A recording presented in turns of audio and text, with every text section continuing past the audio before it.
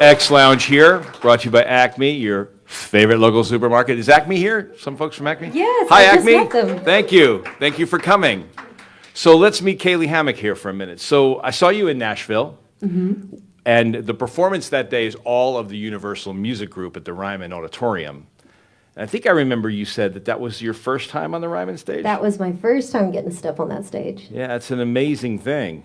Yes, it's very intimidating though when Chris Stapleton's standing side stage about to go on after you. And Dirk Bentley and Eric Hootie and the Church. Blowfish, Eric Church, Vince Gill. But he was very sweet. As soon as he walked in, he started talking to me and Adam Hambrick. And right now, you know, in the grand scheme of all the artists, we're small little baby artists trying to make our names. And he was just so nice to go ahead and talk to us. Well, because one time, 40 years ago, he did the same thing. Very true. And we saw Keith Urban performed with a guitar and his cell phone, and his cell phone locked in the middle of his performance. So that was raw and real and so exciting to see. He still slayed it, man. Yeah. It was crazy. Did you get a chance to talk to him? Not that night. I went and saw him in the suite, though. Afterwards, I didn't know that CRS did that. But the country radio seminar, after it, they had suite performances where we all went to the hotel rooms, and I played the first one, and then Keith played the next one. And anyways, I went to go party in a hotel room and listen to Keith Urban with about 70 people. It was unreal. It was hot in there. I was there. It was very hot. Yeah. You get enough of us in there dancing and drinking, and the heat just starts to elevate slowly but surely. I guess anytime Keith Urban's in the room, that happens, right? Yeah.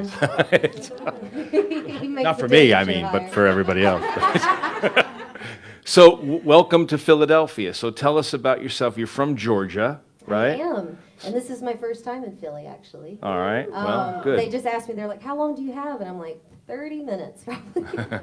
No, but my name's Caylee Hammack, and I am from Ellaville, Georgia. Where is that? It's in the middle of Podunk, Georgia. We are a very, very small town in a lot of rural land in probably, I guess, south central Georgia.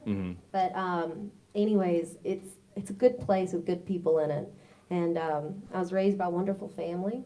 Moved up to Nashville when I was 19 years old, slept in my car, did what I had to do. I got a job singing every night, 4 hours a night at Tootsie's, which is a honky-tonk downtown in Nashville. And anyways, paid my way through. After that, I started writing music for other people at a publishing house in town. And slowly but surely, my music started to come out of that. And I realized that I enjoyed it better when I was able to write my story and tell people my story versus trying to figure out what will Carrie Underwood cut or what does this person want to sing, you know? And I feel like the honesty just kind of broke through at that time. And after I got enough songs up, I decided I wanted to produce at the publishing house, and he was a no-name writer at the time too. His name's Mikey Reeves. And anyways, we had similar wants of what we wanted to say in music and the sounds that we loved. So we sat down one day and we started working on a song called Family Tree. And we produced it, got a few more songs. We got the record deal to finish the record, and we got to write and produce our own record. So it's really an unreal feeling to finally be able to take all this stuff that we have sat and marinated and overthought so very much, finally being able to play it for y'all. It's a big honor. So, is there any songwriters in the room? Do you just practice a little bit? Nobody? Nobody write poetry? Everyone's like, we hate songwriting. No, I'm kidding. Rick, you write a little bit. How long does it take, Caylee, to find your voice? Because like we all write from the same universal themes, but it really doesn't break through until you make the personal connection with the words and the music. How long did that take to finally get Family Tree out of you? I feel like Family Tree was kind of an anomaly because the way it happened, my sister started smoking cigarettes at Christmas, and it became this joke in our family. And when she asked me to go to the gas station with her the day after Christmas, I realized that they were all sold out of Camel Crushes. And I sat there and I was like, dang, Molly, like you smoked all the Camels in the county last week. And, you know, you cleaned out the 7-Eleven. And I wrote that down. And it was just something that I said to her in a conversation, joking her.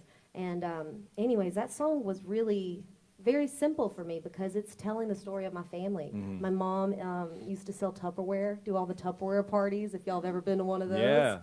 They're very serious. We have to cook for a full day before it. But, and my dad's inability to stay awake during a football game. And just little tiny things like that started to come together in that music. And it probably took me 4 or 5 years of writing music and very seriously writing music before I feel like I was able to get into that comfort zone where I was able to tell my stories and be brutally honest with it. So yeah, it took years, but I feel like everyone kind of develops in different ways. Some people are blessed and they're just born with their voice and their ideas and they're like, this is me. And then some of us wander around writing for others and trying to figure out who we are until God finally slaps us in the face with it. So You said that you slept in your car. You don't know how many times somebody has told me that they've moved to Nashville and had to sleep in their car. yeah, That's got to be nerve-wracking. it was. But I wouldn't be able to sleep in my car. Well, what you do is you get an air mattress and you blow it halfway up. Oh, okay. Actually, yeah, and you get an SUV, lay the seats back, push it in, and you'll sleep just fine. Are you afraid people are going to look in or anything? Well, the first day it snowed, so when I woke up, it was all snowed in, so I kind of had like a privacy No, nice. shield, you know? Good. But Good. yeah, it was in the Target parking lot on the south side of Nashville. Wait, I that's where swear Jimmy I Allen thought was. He was in the same parking lot. Hey, it's He because was your neighbor. there's a security guard that keeps you safe at night. Okay, there you It's go. a very nice parking lot if Nice. you ever got to do it. But Yeah.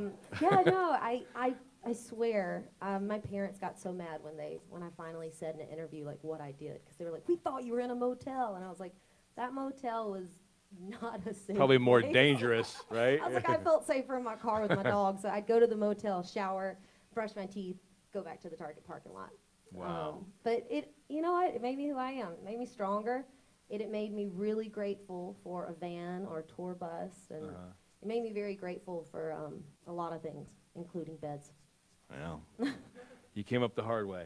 Yeah. Sometimes that's the only way to do it if you're really passionate about where you want to go in life. Yeah, my parents wanted me to go to college, and I should have went, but there was this thing inside of me that was like, you need to get out there. You need to get to Nashville. And anyways, I just moved up with a fake ID and a high school diploma and was like, well, I know how to entertain. That's about it. That's all I Right. really know how to do besides from keep babies. And I was like, I'm not going to find a nanny job anytime soon in this town. So I snuck into a honky-tonk, and I asked them to let me sing. Well, And it got me where look where you are now. yeah. In front of these nice people and the folks I'm in over here on our Philadelphia. Facebook.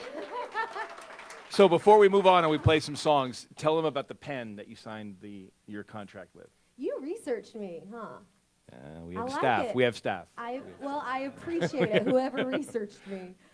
Yeah, no, it was really cool. I got to sign my first record deal with Universal under Capitol on September 16th, I think. And anyways, I brought in a pen. I had had a house fire where I'd lost mostly everything I owned the year before. And there was this pen that made it. And it was like, it was beautiful before the fire, I swear.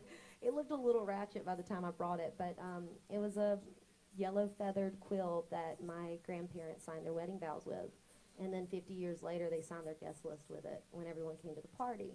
And there was just a part of me that was like, there has to be something significant in this moment.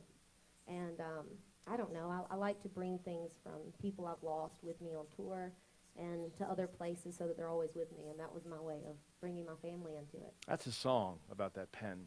Yeah. You should write about that pen. With that pen. With that pen. That would be great. Yeah, when I brought it in, everyone was like, what is it? Because it looks like a little, it does not look good. The fire really did some damage. Right. I was like, it's sentimental. Don't judge me. And they were very nice about it. You ready to play some music? I am ready. It's nice to meet you. Good to meet you too. Welcome to XTU. All right. Thank you. Music coming up.